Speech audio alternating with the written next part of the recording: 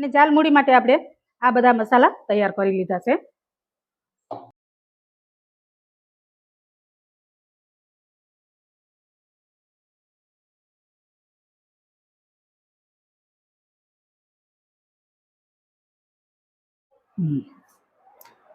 તો આપણે ઝાલમુડી બનાવવાની છે, તો તેના માટે આપણે મૂડી મસાલો બનાવવો જરૂરી છે. તો સૌથી પહેલા આપણે મૂડી મસાલો બનાવશું. તેના માટે મેં આ 2 ચમચી જીરું લીધું છે. એને આપણે રોસ્ટ કરી લઈશું. આ પેનને મેં અગાઉથી ગરમ કરી લીધી હતી. હવે આ જીરું થોડું થોડું આપણું રોસ્ટ થઈ જાય ત્યાર પછી આપણે 2 ચમચી જેટલી વરિયાળી નાખી દઈશું.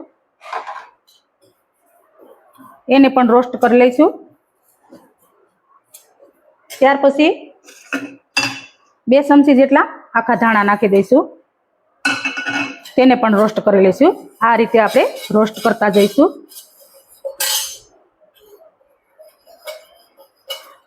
ઝાલમુડીમાં મૂડી મસાલો અગત્યનો ભાગ ભજવે છે.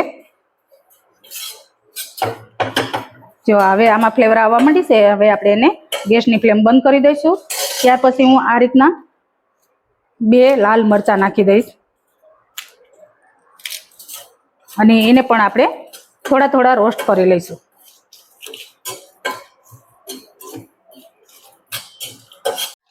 તો આપણે આ બધી વસ્તુ ઠંડી થયા પછી આપણે તેને પીસી લીધી છે. હવે તેમાં બાકીના મસાલા ઉમેરી દઈશું. તો આ ચાટ મસાલો છે તે 2 ચમચી ઉમેરી દઈશું. ત્યાર પછી આ સંચળ પાવડર છે તે 1 ચમચી ઉમેરી દઈશું. ત્યાર પછી આમચૂર પાવડર છે તે 1 ચમચી ઉમેરી દઈશું. અને ત્યાર પછી જરૂરિયાત પ્રમાણે મીઠું ઉમેરી દઈશું.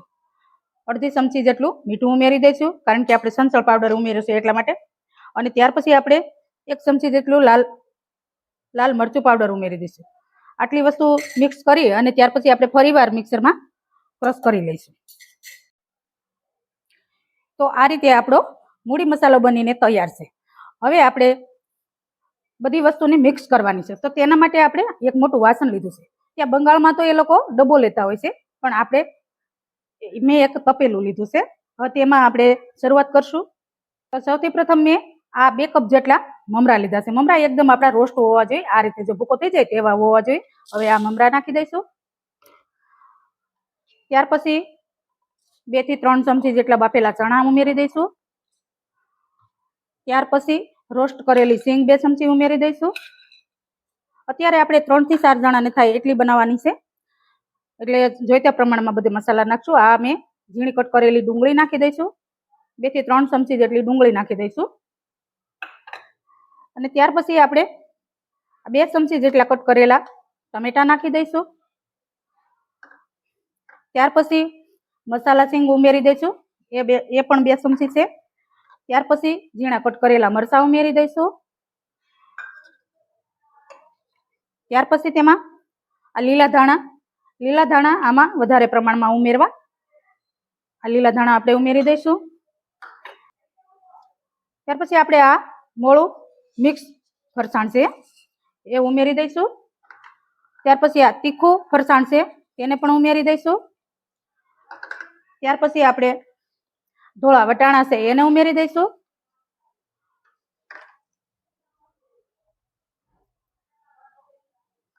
ત્યાર પછી ચણા જોર ગરમ ઉમેરી દઈશું. એ પણ 2 ચમચી ઉમેરી દઈશું. ત્યાર પછી કાકડી કટ કરેલી ઉમેરી દઈશું. આ કાચી કેરી ઉમેરી દઈશું 2 ચમચી.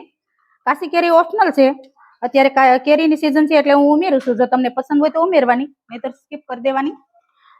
ત્યાર પછી 2 થી 3 ચમચી જેટલી કાકડી ઉમેરી દઈશું.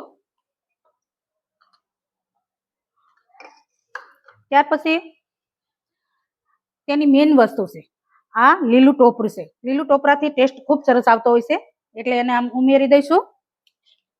2 ચમચી જેટલું લીલું ટોપરું કટ કરેલું ઉમેરી દઈશું, એટલે કે ફ્રેશ નારિયેળ. અને ત્યાર પછી આપણે બોઇલ કરેલા બટેકા ઉમેરી દઈશું. 3 ચમચી જેટલા બોઇલ કરેલા બટેકા ઉમેરાશે.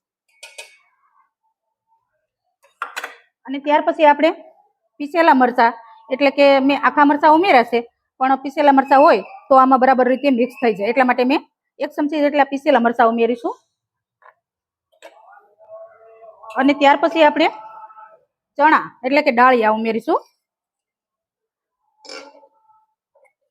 ત્યાર પછી તેને મેન ટેસ્ટ આપવા માટે આપણે આલુ સેવ લીધી છે, એ પણ જરૂર મુજબ ઉમેરી દઈશું. અને ત્યાર પછી આપણે આ જે મસ્ટર્ડ ઓઇલ છે, આ મસ્ટર્ડ ઓઇલ એનું ફેમસ એટલે એ આ મુખ્ય છે, એને તો ઉમેરવું જ પડશે. મેં 2 ચમચી જેટલું મસ્ટર્ડ ઓઇલ લીધું છે. બધી વસ્તુને આપણે મિક્સ કરી દઈશું. અને છેલ્લે આપણે લીંબુનો રસ નાખશું. લીંબુનો રસ હંમેશા છેલ્લે નાખવાનો, કારણ કે નહીતર આપણા મમરા સોગી થઈ જતા હોય છે. એટલે 2 ચમચી જેટલો લીંબુનો રસ નાખશું. આ બધી વસ્તુને હવે મિક્સ કરી દઈશું. જો આ રેસીપી મોદીજીની ફેવરિટ તો શું પણ આપણા બધાની પ્રિય બની ગઈ છે.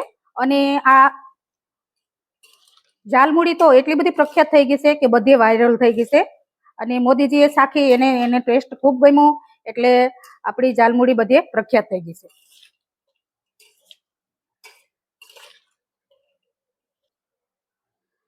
ત્યાર પછી તેનો મેઇન ટેસ્ટ આપણે જે મૂડી મસાલો બનાવ્યો છે તેમાં આપણે બધું નાખ્યું છે. સંચળ પાવડર, લાલ મરચું પાવડર, બધા મસાલા આમાં આપણે ઉમેરી દીધા છે. હવે આપણે આ ટેસ્ટ પ્રમાણે આ મસાલો ઉમેરી દઈશું. ખાસો ટેસ્ટ એનો આ મૂડી મસાલામાં અને મસ્ટર્ડ ઓઇલનો આવે છે. તો આ બધી વસ્તુ મિક્સ કરી, જો તમે જોતા જ એકદમ આપણે મોઢામાં પાણી આવી જાય તેવી આપણી જાલમુડી બનીને તૈયાર થાય છે. બંગાળની પ્રખ્યાત અને મોદીજીની ફેવરિટ હવે આપણી પણ ફેવરિટ બની જશે. તો આપણી બધી વસ્તુ મિક્સ થઈ ગઈ છે. હવે તેને આપણે સર્વ કરશું. તો બંગાળમાં આપણે આ રીતે સર્વ કરતા હોય છે. તો મેં પણ એ રીતનો આપણે કોન લીધો છે. હવે એને આપણે ભરી લઈશું. તો હવે આપણે આ રીતે કોન ભરીને તૈયાર કર્યો છે. હવે તેને આપણે ગાર્નિશ કરશું. તો પેલા થોડા લીલા ધાણા નાખી દઈશું. ત્યાર પછી આ એકદમ ઝીણી સેવ નાખીશું. ત્યાર પછી આલુ સેવ નાખીશું.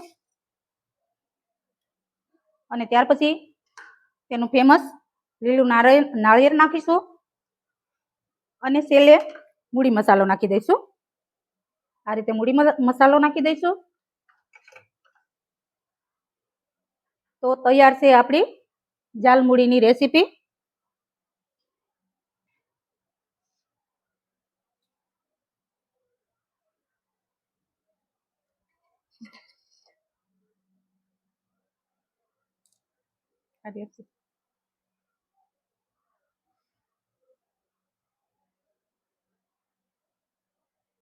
તો આ બંગાળમાં ખૂબ જ પ્રખ્યાત એવી આપણી જાલમુડી તૈયાર છે.